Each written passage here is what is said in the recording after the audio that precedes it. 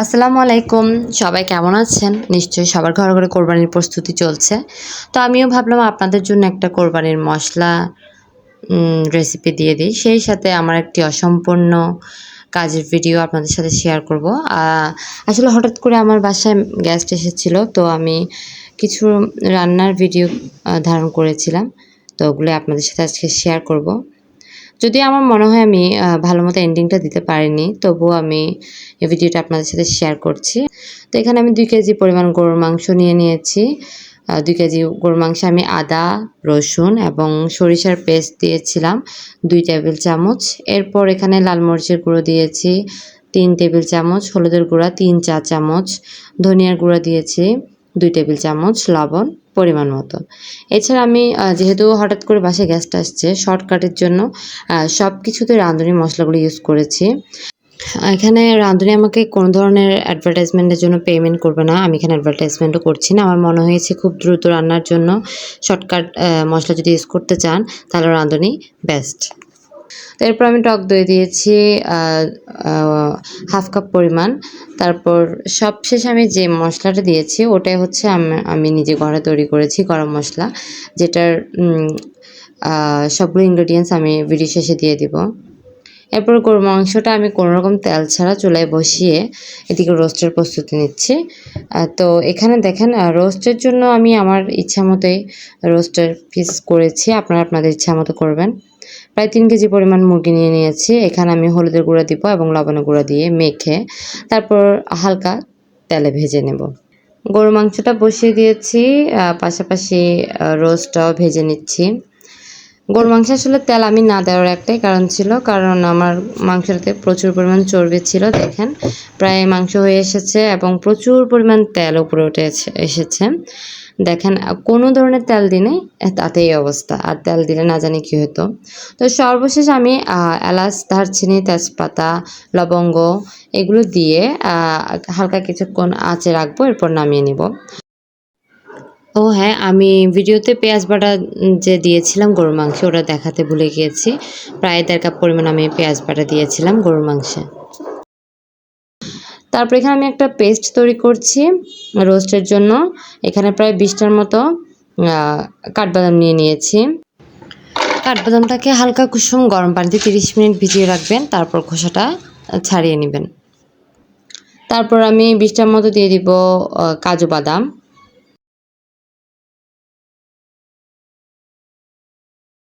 তারপর এখানে 1/4 কাপ পরিমাণ কিশমিশ দিলাম।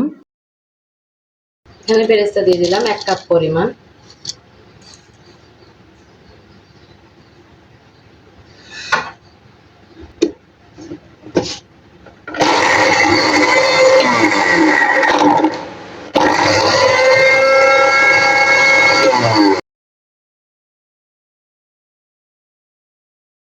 টমেটো যেহেতু তাড়াতাড়ি ব্লেন্ডার হয়ে যায়, তাই সবার লাস্টে আমি টমেটোটা দিচ্ছি। টমেটো দিয়ে আরেকবার ব্লেন্ড করে নিলে আমার পেস্টটা তৈরি। এখানে আমি একটি সসপ্যান নিয়ে নিয়েছি রোস্টের জন্য। তো পরিমাণ মতো তেল দিয়ে নিলাম। আমি তেলটা একটু কমিয়ে দিব, যেহেতু সবার শেষে আমি আবার ঘি দিব, তো তেলটা পরিমাণ করেই দিব। এরপর আমি তেলের মধ্যে আদা আর রসুনের পেস্ট 2 টেবিল চামচ করে দিয়ে দিচ্ছি।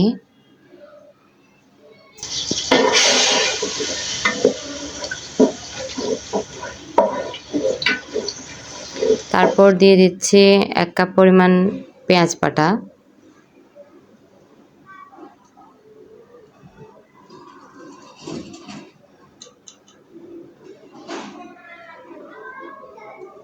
হালকা তেলে ব্রাউন কালার করে নেব। তারপর আমি এখানে দিব রাঁধুনি রোস্টের মশলা। আমি আবারও বলছি, আমি কোনো ধরনের অ্যাডভার্টাইজমেন্ট করছি না রাঁধুনি মশলার। আমার হাতে সময় কম দেখে আমি শর্টকাটের জন্য রাঁধুনি মশলাগুলো ইউজ করছি। আমি ঝালের পরিমাণ কম রাখবো, কারণ এখানে বাচ্চারাও আছে, তাই গরুর মাংসে আমি এক্সট্রা কাঁচামরিচ অ্যাড করিনি। লাল মরিচের গুঁড়ো, ধনিয়া, জিরা সবগুলো 3 চামচ করে দিয়ে নিলাম। যেহেতু আমি রাঁধুনি মশলার প্যাকেট দিয়ে দিচ্ছি, তাই আমি অন্যান্য মশলাগুলো কমিয়ে দিচ্ছি।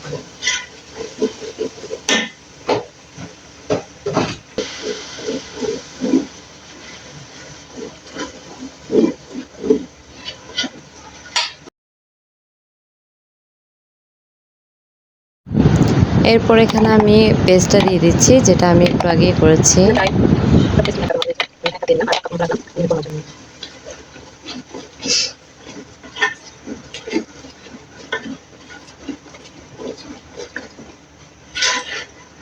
এই মশলাটা দেওয়ার সাথে সাথে রোস্টের একটা ফ্লেভার চলে এসেছে।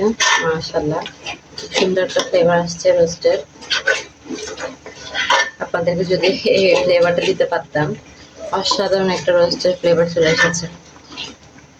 মশলাটাও দেখেন কি সুন্দর কালার।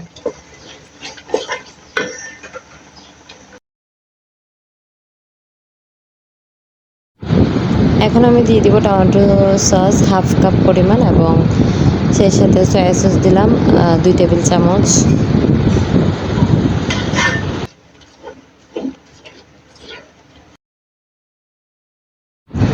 এবার আমি মুরগির মাংসটা দিয়ে দিচ্ছি।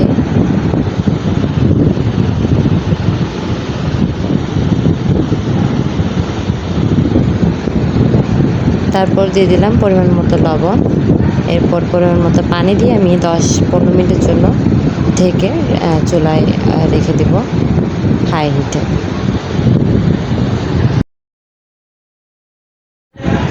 এখন আমি চিংড়ি মাছের জন্য চুলায় সসপ্যান বসিয়ে দিয়েছি।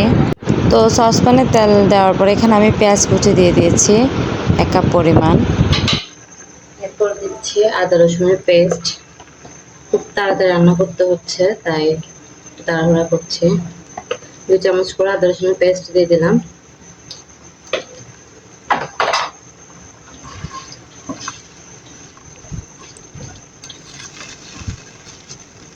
টমেটো কুচি দিয়ে নিলাম প্রায় 3টার মতো, মাঝারি সাইজের 3টা টমেটো কুচি করে দিয়ে দিলাম। মরিচের গুঁড়া দিচ্ছি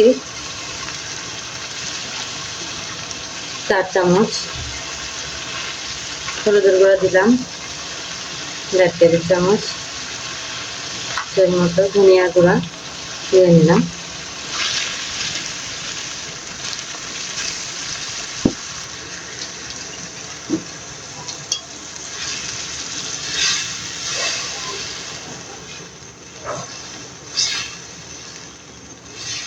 এরপর যে একটু পানি দিয়ে দিয়েছি। এরপর আমি এখানে দেবো টমেটো সস।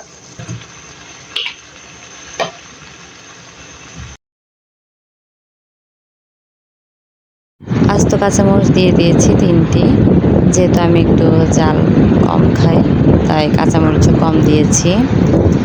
তো ভালো মতো কষিয়ে নেওয়ার পরে আমি এখানে চিনি দিয়েছি 2 টেবিল চামচ, আর লবণ দিয়েছি পরিমাণ মতো। তারপর 2 টেবিল চামচ সয়া সস দিয়ে আমি চিংড়ি মাছটা দিয়ে দিব। চিংড়ি মাছ আমি প্রায় 1 কেজি থেকে একটু কম নিয়েছি, 15-20টা এরকম। তো এখানে যখন তেলটা উঠে আসবে তখন আমি চিংড়ি মাছটা দিয়ে দিব।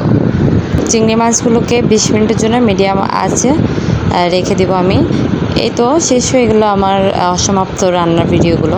এখন আমি আপনাদেরকে দেখাবো সেই মশলাটা, যেটা আমি গরুর মাংসে দিয়েছিলাম, এবং কোরবানির জন্য এই মশলাটা খুবই ফ্লেভারফুল হবে যদি গরুর মাংস ইউজ করেন। তো এখানে আমি ধনিয়া নিয়েছি, আস্ত ধনিয়া। এরপর নিলাম মিষ্টি জিরা। তারপরে এখানে আছে লবঙ্গ।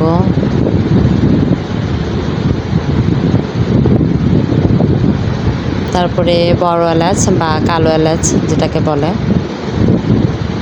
এরপর এখানে কালো গোলমরিচ, এলাচি, তেজপাতা, আর এটা হচ্ছে স্টার অ্যানিস, এটা বাজারে বললে পাওয়া যাবে।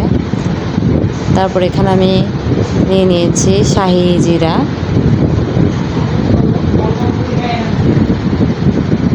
এখানে দিলাম কাবাব চিনি। এখানে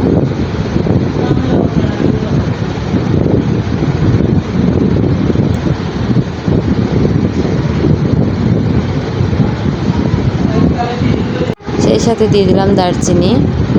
তারপরে সবার শেষে আমি দিব জায়ফল আর জয়ত্রী। তো আজকে এ পর্যন্ত। সবাই ভালো থাকবেন এবং সুন্দর মতো ঈদ উদযাপন করবেন। আল্লাহ হাফেজ।